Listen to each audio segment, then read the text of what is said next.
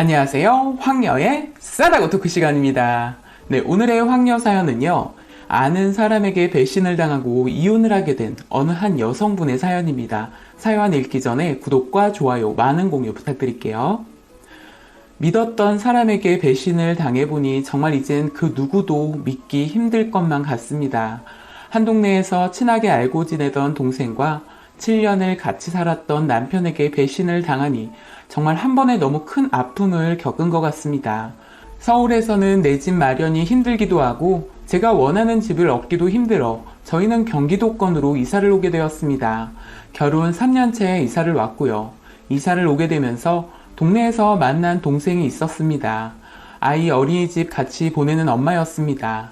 인상도 좋아 보이고 배려심도 많았던 그 동생과 점점 가까워지면서 친하게 지내게 되었습니다.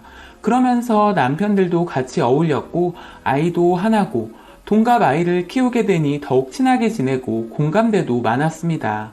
동생 부부하고도 성격도 잘 맞았고요. 남편들은 동갑이었습니다. 그런데 그 부부에게는 예전에 안 좋았던 일이 있어서인지 같이 술만 먹으면 다투기 일쑤였고 저희는 두 사람 말리면서 서로 화해시켜 주기도 했습니다. 그 동생 남편이 예전에 다른 여자랑 만나다 걸려서 이혼까지 하려다 애 임신해서 참고 사는 거라고 들었고요. 그런 동생이 안쓰럽기도 하고 제가 옆에서 많이 위로해 주었습니다. 그 동생은 가끔 언니는 좋겠다. 형부가 가정적이고 언니 많이 사랑하는 것 같아 보여. 그러면서 전 가정적이긴 뭘, 결혼하고 살다 보면 다 똑같지 뭐. 그래도 형부는 다른 여자 거들떠 보지도 않잖아. 언니 부럽다. 형부는 사랑꾼이야. 사랑꾼은 무슨, 심장이 콩알만 해서 다른 여자 그냥 못 만나는 거지 뭐. 거짓말하면 티나서 그런지 못해. 진짜 그럴까? 형부 100% 믿어? 난 한번 겪고 나니까 이젠 그 인간이 뭐래도 안 믿어져. 그냥 우리 애 때문에 사는 거지. 진짜 볼 때마다 화가 나. 다시 시작하기로 했으니까 마음 잘 잡고 살아봐. 싸우지 말고. 이런 말들을 자주 하곤 했습니다. 사실 전 남편 의심해 본 적도 없었고 일 때문에 바쁜 사람이라 헛짓거리 할 거라고는 생각해 본 적도 없었습니다. 그 동생네 부부 만나면서 주위에 그런 부부들이 있구나 싶었었고요. 그런데 어느 날 저녁 먹고 일찍 자려고 다 같이 누워 잠이 들었습니다. 잠들고 얼마 시간이 흐른지 모르겠지만 사이렌 소리가 들리기 시작했고 너무 크게 들려 잠에서 깨고 말았습니다. 휴대폰을 보니 새벽 2시가 좀 넘어 있었고 그 동생에게 여러 번 전화가 와 있더라고요. 일단 창문을 열어 무슨 일인지 확인해 보니 그 동생네 집 근처에 경찰차가 와 있었고 사람들이 웅성거리며 모여 있었습니다. 아이가 곤히 잠들어 있어 저는 남편과 같이 나가보았고 그 동생네 집 근처로 가보니 그 동생네 집에서 난리가 났더라고요. 저희가 나갔을 때도 이미 둘이 소리를 지르며 싸우고 있었고요. 둘이 심하게 싸웠는지 누군가 신고를 했던 모양이었습니다. 그 동생 남편이 예전에 만나던 여자와 다시 연락을 했는지 그 동생에게 걸려서 둘이 치고받고 싸움을 하게 되었고 이혼하자는 말까지 오가면서 둘이 정말 심하게 싸웠던 모양이었어요. 그날 동생과 아이는 저희 집으로 데려왔고요. 진짜 저희도 너무 놀랐고 이렇게 심하게 싸울 줄은 몰랐습니다. 또한 동생이 안타까워 보였고요. 그 동생은 이제 도저히 같이 못 살겠다면서 이혼할 거라고 하더라고요. 저도 더는 잘 살아보라고 말하기가 힘들었습니다. 친동생처럼 친한 동생인데 그런 큰 아픔을 겪고 있으니 저까지 마음이 좋지 않았습니다. 그렇게 둘은 이혼을 하기로 마음을 먹었고 일단 애는 그 동생 시어머니가 데리고 있기로 했습니다. 어찌 보면 남일이긴 하지만 친가족보다 더 친하게 지내고 더 자주 만났던 사이라 그런지 남일 같지 않았습니다. 이혼하는 게 어느 정도 시간이 걸려서 그 동생 남편은 시댁에 애랑 같이 가 있었고 집에는 그 동생만 있었습니다. 잘못한 쪽은 남자 쪽이었기 때문에 집은 동생에게 준다고 하더라고요. 그 사이 많은 변화가 생기게 되었습니다. 저도 다시 일을 나가게 되었습니다. 저희 친정집이 식당을 하는데 일손이 부족해 제가 가서 도와주기로 했었거든요. 그 동생도 이제 먹고 살려면 일을 해야 했기 때문에 직장 알아보았는데 쉽게 구해지지는 않았습니다. 저는 동생에게 너무 무리하지 말라면서 천천히 알아보라고 했습니다. 당장 돈이 없는 것도 아니었고 시댁이 잘 살아서 위자료도 넉넉하게 받았으니깐요. 애는 동생이 키울 줄 알았는데 그냥 한 달에 2번 데리고 와서 보기로 했고 애는 시댁에서 봐주기로 했다고 들었습니다. 그러던 어느 날 제가 식당 일 때문에 어린이집 하원은 남편이 하게 되었는데 그날 역시 남편이 아이를 하원하러 갔었고 평상시와 다를 바 없었던 날이었습니다. 한참 일을 하고 있었는데 그 동생에게 전화가 와서 받았더니 감기, 몸살에 걸렸는지 몸이 많이 안 좋다고 하더라고요. 열도 많이 났고요. 저녁 시간이라 한참 바쁘기 때문에 당장 동생에게 가볼 수가 없었고 급한 마음에 남편에게 전화를 걸어 동생 약 좀 사다 주라고 했습니다. 남편은 뭐 그런 것까지 해줘야 하냐면서 귀찮아했지만 제 말이라면 뭐든 들어주던 사람이었기에 알았다고 하고 전화를 끊었습니다. 식당이 정신없이 바빴고 10시가 넘어서야 조금 한가해지더라고요. 부모님께 말하고 전 곧바로 집으로 향했고 집에 가보니 남편은 거실 소파에 앉아 텔레비전을 보고 있었습니다. 애는 벌써 씻기고 재웠더라고요. 전 남편에게 약은 사다 줬어? 라고 물었더니 지금 방에 누워있어. 누가 방에 누워있어? 지연이 엄마 누워있다니까? 우리 방에? 왜?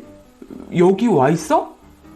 아니 약 사가지고 집에 가니까 냉골이더라고. 보일러가 고장이 났는지 뭔지. 아픈 사람 냉골에 어떻게 두고 와. 그래서 그냥 우리 집에 와서 누워있으라고 했어. 그렇게 말을 하더라고요. 보통 그런 일이 있었다면 저에게 먼저 말을 했어야 할 남편이 아무 말도 안 하고 그렇게까지 했다니 조금 의아했습니다. 방에 들어가 보니 열도 많이 나서 그런지 식은땀까지 뻘뻘 흘리며 잠이 들었더라고요. 다음날 식당 안 가봐도 돼서 동생 병간호를 해줬습니다. 다행히 약 먹고 많이 좋아진 것 같았습니다. 동생이 하는 말이 언니 형부한테 고맙다고 전해줘. 어제 정말 많이 아팠었는데 형부 아니었으면 밤새 고생했을 거야. 언니는 좋겠다. 형부처럼 다정한 사람 만나서. 난 내 인생 완전 망쳐버린 것 같아. 너는 말을 또 뭐 그렇게 극단적으로 해. 인생을 망치긴 뭘 망쳐. 지금부터 잘 살아보면 되지. 잘 될 거야. 걱정하지 말어. 그렇게 동생은 조금 우울증 같은 게 온 것 같아 보였습니다. 그날 이후 동생이 조금 부담스러운 행동들을 하더라고요. 제가 식당 나가서 일하고 늦게 집에 오는 일이 많이 생겼는데 그 사이 저희 집에 와서 남편 밥도 차려주고 저희 집 청소에 빨래까지 해주면서 너무 부담스러운 행동을 많이 했습니다. 그러지 않아도 된다고 여러 번 말을 해봤지만 계속해서 저희 집에 드나들었고 점점 동생 행동이 이해가 가지 않았습니다. 어느 날 일을 빨리 끝내고 집에 와보니 애는 재워놓고 둘이서 삼겹살에 술을 마시고 있더라고요. 상황 자체가 좀 어색하기도 했고 뭔가 내 집에 왔는데 남의 집에 온 것만 같은 기분이 들었습니다. 저 대신 애도 봐주고 남편 저녁 밥까지 해주면 고마워해야 할 일인데 뭔가 기분이 좋지 않았습니다. 그렇다고 대놓고 화를 내기도 애매했고요. 우울증까지 온 동생에게 매몰차게 말하기도 그렇더라고요. 그러나 그때 딱 잘라 말을 할 걸 후회가 됐습니다. 어느 날은 집에 와보니 거실 커튼이 바뀌어져 있더라고요. 본인 마음대로 저희 집 커튼까지 바꿔놓아서 그땐 제가 한 소리를 했습니다. 왜 남의 집 커튼까지 마음대로 바꿔놨냐고요. 그랬더니 펑펑 울면서 언니 너무한 거 아니야? 내가 남이야? 아무리 그렇다고 나한테 그렇게까지 말을 해야 해? 언니 나가서 힘들게 일하니까 내가 대신 언니 도와주려고 한 건데 언니는 그렇게 생각했던 거였어? 라고 하면서 속상해 하더라고요. 내가 너무한 건가 싶어 다시 동생을 달래주었습니다. 남편도 처음에는 그 동생 행동이 부담스럽다고 했지만 어느새 익숙해졌는지 그냥 처제 같은 느낌이라면서 항상 고맙게 생각한다고 했습니다. 그러던 어느 날 단체 손님들이 와서 늦게까지 식당 일을 보고 집으로 와보니 집에 아무도 없고 저희 애가 자다 깼는지 방에 앉아 울고 있더라고요. 너무 놀라 아이를 달래주고 다시 재웠습니다. 남편에게 전화를 해보아도 받지 않았고 동생에게 전화를 걸어보아도 받지 않았습니다. 창문을 열면 동생 집이 보이는데 창문을 열고 동생네 집을 보니 불이 켜져 있더라고요. 더 웃긴 건 동생네 창문을 보니 동생과 남편이 보이더라고요. 순간 저는 둘이 뭘 하고 있는 건지 거실 불을 끄고 숨죽여 그곳을 주시했습니다. 그런데 정말 충격적이게도 둘이 껴안고 있는 모습이 눈에 들어왔고 다음엔 보이지 않더라고요. 순간 제 눈을 의심할 수밖에 없었고 심장이 요동쳤습니다. 사실 동생의 부담스러운 행동이 마음에 걸렸던 건 이런 일들이 일어날까봐 그랬던 것입니다. 제가 없는 집에 동생이 드나드는 게 싫었습니다. 까놓고 말하자면 남편이 바람나 이혼까지 한마당에 그 동생이 무슨 행동을 할지 알 수 없었으니까요. 그리고 동생이 예전부터 하는 말이 저희 남편 같은 남자를 만났어야 하는데 언니는 복도 많다면서 언니가 부럽다는 말을 많이 했었거든요. 그래서 저희 부모님에게도 다른 직원 알아보라고 했고 곧 일을 그만두려고 했었습니다. 그런데 애는 집에 재워놓고 둘이 도대체 무슨 짓거리를 하는 건지 남편 의심하지 않으려 했습니다. 그러나 제 두 눈으로 보게 되니 그건 모두 저만의 착각이었고 믿었던 두 사람에게 배신을 당하고 나니 앞이 깜깜했습니다.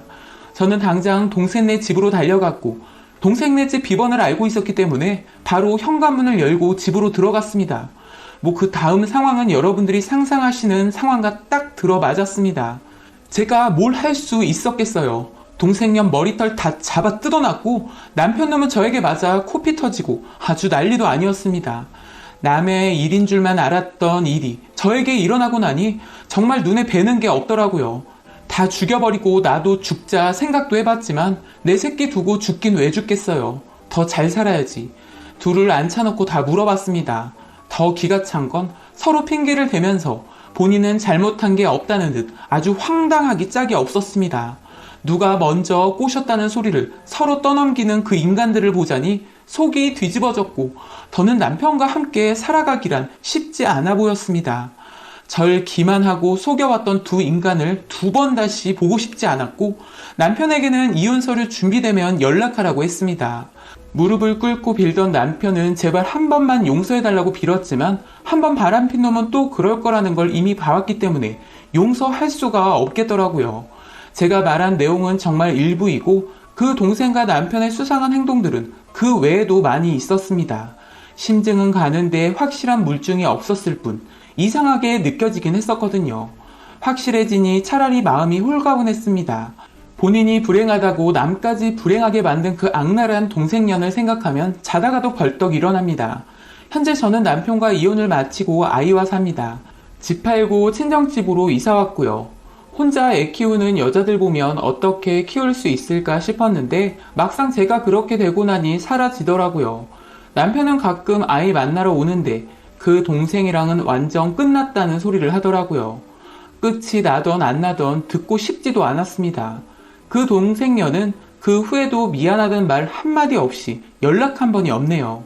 어차피 연락 와도 제가 좋은 소리 안 했을 테니 이미 알고 연락 안 한 거겠죠.